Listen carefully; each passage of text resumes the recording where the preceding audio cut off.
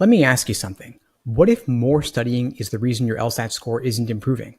Seriously, grinding through endless practice tests, highlighting every passage, and second-guessing every wrong answer might actually be killing your progress. Today, I'm going to show you the right way to study so you can skip the trial and error phase and jump straight into strategies that work. These are the exact methods I'd use if I were studying for the LSAT in 2025. And today, I'm going to share with you a step-by-step game plan to crush the LSAT without wasting time, energy, or sanity. First, for those who don't know me, my name is Steve Schwartz. I've been teaching the LSAT since 2005, and I personally raised my own LSAT score from a 152 to a 175. And over the past 20 years, I've helped thousands of students unlock top-tier scores by ditching the myths, avoiding burnout, and setting themselves up for success. Now, here's the first thing you need to understand.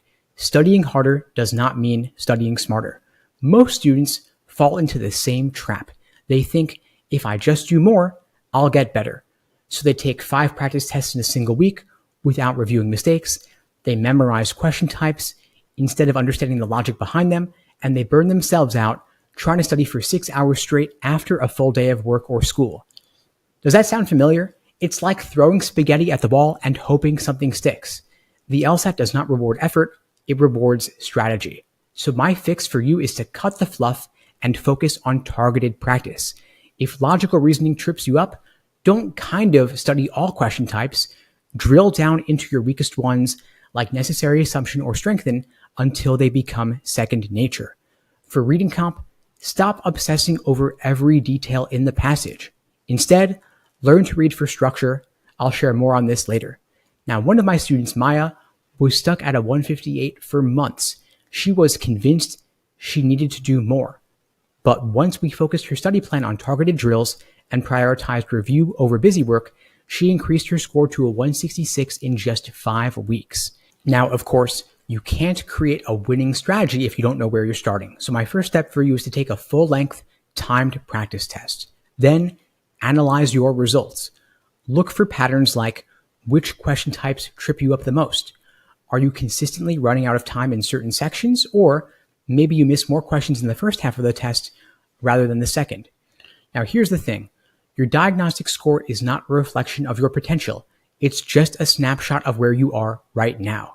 Think of it like stepping on a scale before starting a fitness program.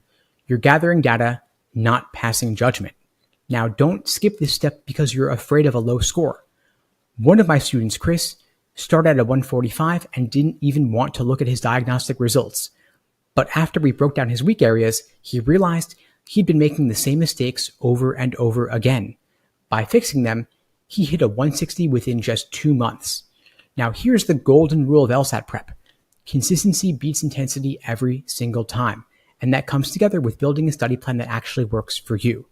So 3 to 6 months before test day, you want to study 2 to 3 hours a day, 5-6 days a week, focusing on building foundational skills. Then take 1 exam every couple weeks to track your progress. Then 1 or 2 months before test day, shift into timed practice sections and full-length exams, drill your weak areas relentlessly, and simulate test day conditions to build up your mental endurance. Then in the final week, cut back on studying to focus on reviewing key concepts. Of course, at this point, you want to prioritize rest, confidence, and mental clarity. Of course, given the recent changes to the LSAT, logical reasoning is now 2/3 of the exam because they removed logic games. So here's how to dominate logical reasoning. First, understand the question types. Don't just memorize them, know what each type is actually asking you for. For example, for necessary assumption questions, you want to look for what is a missing link between the evidence and the conclusion. For strengthening questions, what would make the argument more solid? For weakeners, what pokes a hole in the argument? You also want to practice dissecting arguments. Think of every single logical reasoning question like a mini puzzle. Break it down into the evidence, the conclusion, and any assumptions, meaning what's left unsaid. Then predict before you look. Before reading the choices, ask yourself, what would the right answer look like? This stops you from falling for tricky traps. Now, of course, you don't want to neglect reading comp. I know it gives a lot of you nightmares, but it's because you're approaching it the wrong way. A lot of students are reading the passage like it's a history textbook instead of a puzzle. The fix is to read for structure, not details. The LSAT doesn't care if you know every name, every date, or every example. What they do care about is what's the main point, how do the paragraphs relate to each other, and where does the author reveal their opinion. After each paragraph of the passage, take a moment to pause and ask yourself, what is the purpose of this paragraph and how does it fit into the bigger picture? Now, here's a secret most students don't know. You don't need to answer every single question in order to hit a 170 plus. Instead of rushing through all 25 questions in logical reasoning, aim to nail the first 20 to 22 questions with precision, flag and skip a few that seem hard, and come back to them later. It's better to confidently answer the 22 easier ones than to get bogged down or stuck on the hardest ones that you could always come back to later. Now, of course, don't neglect review because that's where the magic happens. For every question that you get wrong or have difficulty with, ask yourself, why was my answer wrong? Why was the right one right? And what trap did I fall for? And how can I avoid it the next time around? You also want to make sure you're building up your endurance and focus as you get towards test day because the LSAT is not just a test of logic, it's a mental marathon. Make sure you're taking several full-length timed exams in the final month before the test. Stick to the official format of the actual exam to build up your stamina and practice staying focused for the entire duration of the test. Now, if you're thinking, this all sounds great, but I have no idea how to apply to my specific situation, don't worry. That is exactly what I help my students with at LSAT Unplugged.